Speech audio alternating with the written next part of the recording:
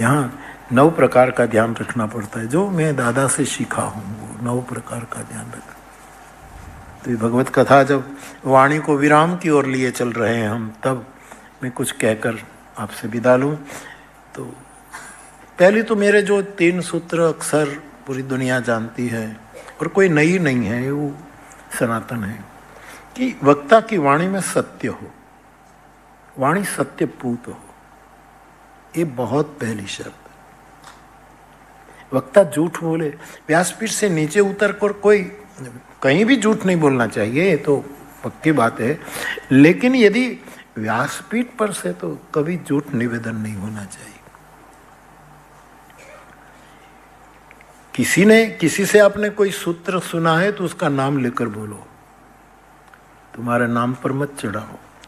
इतनी ईमानदारी होनी चाहिए। तो एक तो सत्यपूत वाणी हो, और जो व्यासपीठ से बोला जाए वो नफरत भरा निवेदन न हो, प्रेम पूर्ण वाणी हो। ये तीनों सूत्र पहले बताऊं। और कठोरता से न कहा जाए, करुणा से बोला जाए। करुणा बुलाती है। बुद्ध भगवान को जब बुद्धत्व प्राप्त हुआ तो कुछ साल तक वो चुप हो गए, बोले ही ना। फिर देवता लोग आए कि आप कुछ बोलो। बोले क्या बोलूं, बस बस मैंने पा लिया। तो देवताओं ने, बुद्ध चरित्र में आता है, देवताओं ने प्रार्थना की कि आप बोलो। आखिर में बुद्ध बोले, और जब पूछा गया कि आप मना करते थे कि पा लिया, आप क्या बोले? मन मगन भयो, अब क्या बोले? तो जब दबाव डाला कि अब क्यों बोलते, तब कहा करुणा बुलवा रही है। करुणा बुलवाती है। हम तो उसको कैसे सब हम न्याय दे पाए, लेकिन जो सूत्र है सो तो मैं बता दूं, दादा के जो बात है सो वक्ता को करुणा से बोलना चाहिए। वाणी में करुणा हो, वाणी में प्रेम हो, वाणी में सत्य का ओजस हो, ये जो ना चाहिए। 3 बात और है, मैं कथाकार के सम्मेलनों में भी कहा करता रहता। 3 बात और है कि जो भगवान के गुणगान गाए वो वक्ता में गुरु निष्ठा बहुत होनी चाहिए। ये पहली शर्त है, गुरु निष्ठा। और गुरु निष्ठा, इतना ही समझ लो, नहीं ज्यादा कुछ न कहो।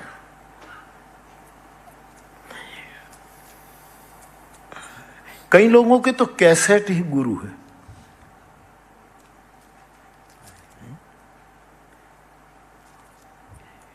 और किसकी कृपा से, किसकी प्रेरणा से ये सब चल रहा है, उसका कभी धन्यवाद भी नहीं करते। गुरु निष्ठा होनी चाहिए। और हम कितने कितने निर्भर हो जाते। मेरे गुरु ने कहा तुम फ्री हो गए, तुम मेरे गुरु ने कहा, बात खत्म हो गई। मेरा गुरु ऐसा बोला, बोले सो निहाल। तो गुरु निष्ठा। दूसरी बात है ग्रंथ निष्ठा। अपने अपने ग्रंथ की निष्ठा होनी चाहिए। हमारे बसंत बापू अखेगढ़ वाले महामंडलेश्वर थे, એને બહુ ઉભરો આવતો મારે ભાગવત કથા કરવી છે, ભાગવત કરવી। तो मैं उसको कहता कि रामायण में आपको कौन सी कमी दिखती है कि आपको अपनी ग्रंथ निष्ठा। भागवत तो अद्भुत है, उसको कोई विद्वान ब्राह्मण के पास, आचार्य के पास बैठकर संस्कृत पढ़ना चाहिए साहब। एम नम खाली। और यदि ये सब हो तो भी ग्रंथ निष्ठा तो होनी चाहिए। ग्रंथ निष्ठा मेरे पास नहीं आते होंगे। सबसे पहले भागवत की कथा का निमंत्रण मुझे बड़ौदा में उपेंद्र आचार्य, कारेली बाग, 50 लोग मुझे सुनते थे।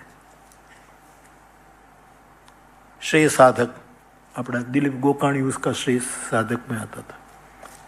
नरसिम्हाचार्य, उपेंद्राचार्य, ये ये कारेली बाग में आज भी वो एक साधक मंडल है, वहाँ कथा थी। तो बीच बीच में मैं कृष्ण को याद करता हूँ, क्योंकि हमारी मूल धारा तो ये है। तो लोगों को बहुत अच्छा लगा, तो कई मुझे आमंत्रण आने लगे कि अब मैं भागवत कथा में मैं कैसे, मैं तो उसका श्रोता हूँ। कृष्ण कृष्ण, उसके लिए तो अधिकार चाहिए। हमने ये गोपी गीत तो ठीक है यार, गाना था इसीलिए गा लिया, बाकी कोई मैं गोपी गीत का कोई भागवतकार थोड़ा हूँ। ये तो ये बच्चे गीता जयंती में गोपी गीत गाते थे, तो मुझे लगा कि चलो हम गाए।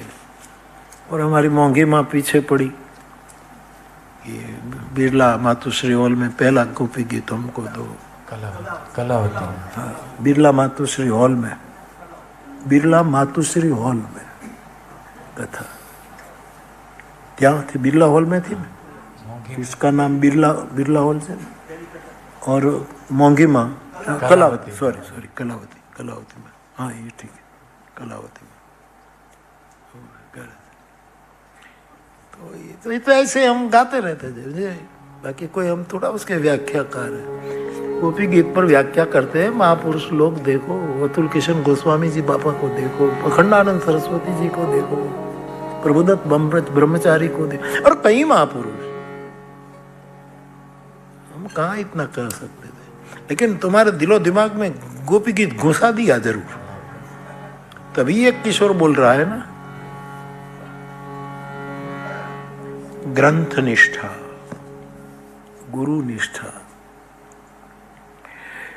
और मैं जिस तरह गुरु कृपा से सोचता हूँ, वो तीसरी गादी निष्ठा होनी चाहिए कि हम कहाँ बैठे हैं। कोई ऐसा मंच पर नहीं बैठे हैं, सुखदेव जी की गादी पर बैठते हैं, शंकर की गादी। कितनी जिम्मेवारी है साहब, गादी निष्ठा है ये भी एक बहुत। तो सत्य प्रेम करुणा वाली वाणी, ग्रंथ निष्ठा, गुरु निष्ठा, और ये व्यासपीठ की निष्ठा, ये बहुत जिम्मेवारी है। और 3 प्रकार का विवेक होना चाहिए। एक वृत्ति विवेक होना चाहिए। मैं हमारे कथाकारों को कहता हूं कि आप कथा करो और तुम्हें दक्षिणा दे तो तुम्हें लेना ही चाहिए, और कथा करवाने वालों को चाहिए कि दक्षिणा दो, देना ही चाहिए। और भगवत गायकों को दक्षिणा लेनी भी चाहिए, ये नियम है, नियम है। 9 दिन 7 दिन तक जो महापुरुषों में भगवत चर्चा, उसको दक्षिणा देनी चाहिए, और उसको अधिकार है लेने का। लेकिन वृत्ति का विवेक होना चाहिए। वृत्ति नहीं होनी चाहिए कि कथा, मुझे तो ये भी दक्षिणा भी मुझे तो लेनी नहीं, 2 लाख तो आप आई राहड़ा तुमने बहुत महंगा पड़े, मुझे तो दक्षिणा भी नहीं लिया। तुम मुझे इतने भाव से सुन रहे हो, वही दक्षिणा है, और क्या दक्षिणा। लेकिन ये नियम तो है, लेकिन वृत्ति विवेक होना चाहिए। कथा का कोई चार्ज नहीं होना चाहिए, और बड़े बड़े तगड़े चार्ज भी होते हैं। अभी रुपेश मुझे बता रहा था कि इंदौर में कितने, खैर छोड़ो। वृत्ति विवेक हो, ये तो कल्पतरु है साहब। मारा माटे तो कल्प, आप तो साक्षी हैं कि जो भी संकल्प करते हैं एक कथा पूरा कर देती है। और जब भी मैंने कोई अपील की लोक मंगल के लिए, आप लोग बरस पड़े, कभी इतने करोड़ रुपये, कभी इतने करोड़ रुपये, क्योंकि ये कल्पतरु की छाया में हम बैठे हैं। वृत्ति नहीं होनी चाहिए, तो वृत्ति विवेक हो।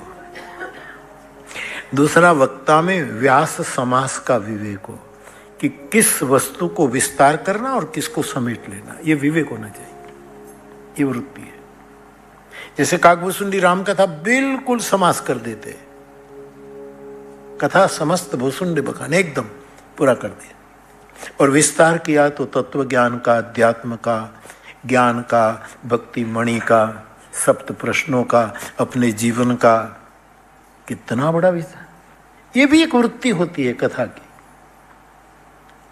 और सबसे मेरी दृष्टि में वृत्ति है वेश वृत्ति, वेश विवेक। એને પોતાના ગણવેશનો વિવેક હોવો જોઈએ એવું છે. અમારા કઈ કથાકાર જે તે મેકઅપ કરીને આવે છે, ઘણા તો પુરુષ છે પણ આંખું આંજીને આવે છે. अच्छी बात है, इसका कोई आलोचना नहीं है, लेकिन वेश का विवेक भी हो, सीधा सादा सरल। इस तो स्वार्थ वाणी, परमार्थ वाणी, सार्थक वाणी और संत वाणी, उसके 9 भेद है।